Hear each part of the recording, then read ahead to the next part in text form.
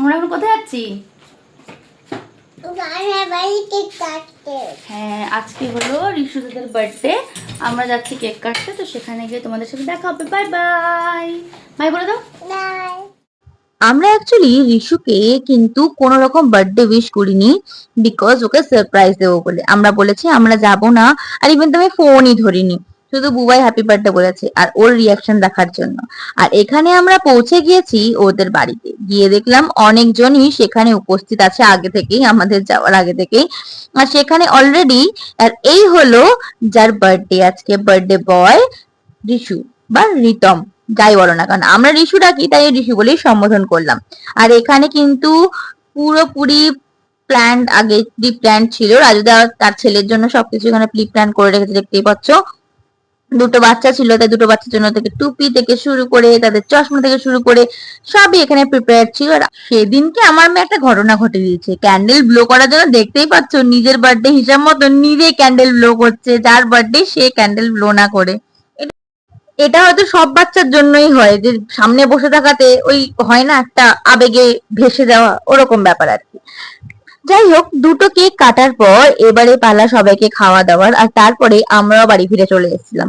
কেন কিনা আমাদের কিন্তু নেক্সট ডেতে সবার সকাল থেকে নেমন্তন্ন ছিল। আমরা আবার ইয়ার্কি করে বললো আমরা কি ব্রাশ করবো এখানেই না বাড়িতেই।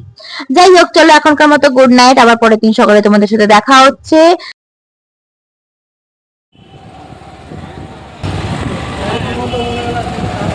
কোথায় যাচ্ছিস বল? কোথায় যাচ্ছিস?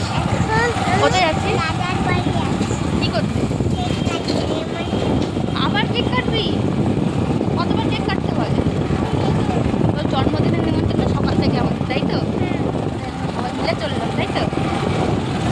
টাটা বলে দে, টাটা বলে দে। দিনটা ছিল 5th জুলাই 2025। এই দিনকে কিন্তু ঋষু নিজের 10th ইয়ার কমপ্লিট করলো। আমাদের ব্রেকফাস্ট থেকে যেতে বলেছিল, আর আমরা ব্রেকফাস্ট খেতে পৌঁছেও গিয়েছিলাম সকাল সকাল।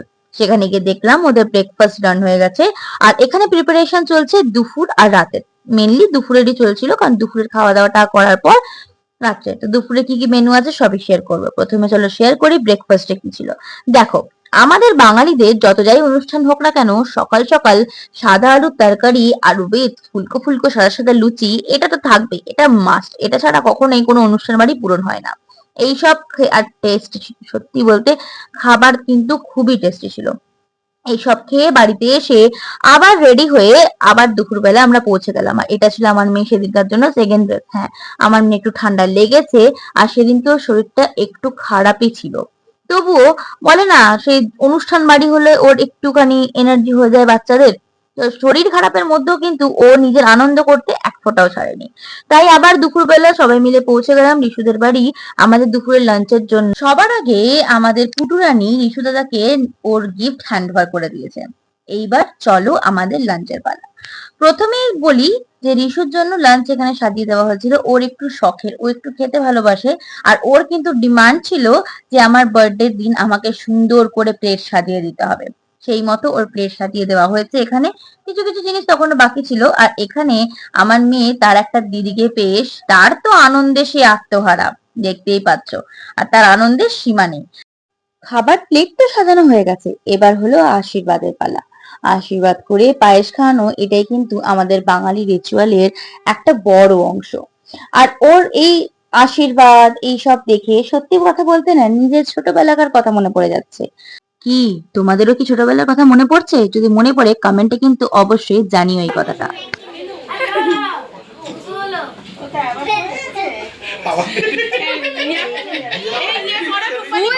ফুল হিসাব যে কত টাকা দিচ্ছে। হ্যাঁ, এখানে আশীর্বাদ পায়েস খাওয়ানোর পালা ডান। এবারে চলো ফিরে যাই আবার আমাদের মেন মেনুতে। সেখানে গিয়ে দেখলাম প্রিপারেশন চলছে রাতের মেনুর জন্য। এখানে ছিল চিকেন আর ফিশ ফ্রাই এর এখানে প্রিপারেশন চলছে। আর চলো শেয়ার করি দুপুরের মেনুতে কি ছিল।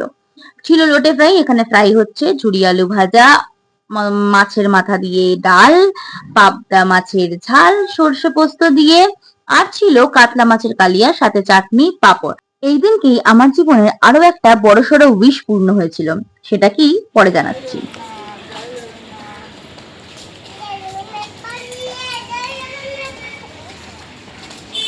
আমার জন্মদিনের দিনই ছিল উল্টো রথ, তাই বিকালে বাড়িতে এসে মেয়ে এখানে রথ টানতেও ছাড়েনি। শরীর খারাপ নিয়ে একটা মানুষ কতটা এনজয় করতে পারে সেটা আমি আমার মেয়েকে দেখে বুঝতে পেরেছি। সেম ডেতে আরো একটা ইনভিটেশন ছিল, বাট সেখানে আর যে ওঠা হয়নি সাম হাউ একটা রিজনে, যাই হোক। আর সন্ধ্যেবেলা আবার পৌঁছে গিয়েছিলাম ওদের বাড়িতেই, মেয়েকে একটু রেস্ট নিয়ে গিয়ে খেয়েছিলাম চিকেন পকোড়া আর ফ্রেঞ্চ ফ্রাই। এটা কোথাকার? দীঘার এই লেটেস্ট যেটা? হ্যাঁ না এটা দাও। দীঘা না, এই তাজপুর তাজপুর। দেখ, এটা তাজপুর। হ্যাঁ তুলে নিচ্ছে। লেগে যাবে। আগে বললাম 10th ইয়ার কমপ্লিট করেছে, তার জন্য কাস্টমাইজ 10th ওয়ালা ক্যান্ডেল একটা ছিল।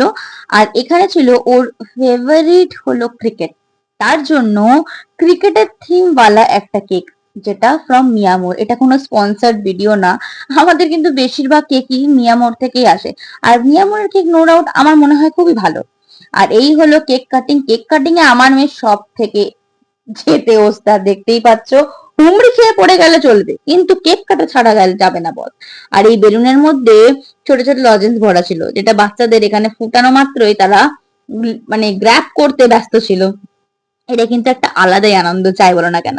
মনে আছে যখন আমরা ছোট ছিলাম, আমাদের বার্থডে টাইমেও কিন্তু এরকম ধরনের বড় বড় বেলুন পাওয়া যেত, আর সেখানে প্রচুর চকলেট ভরে দিত।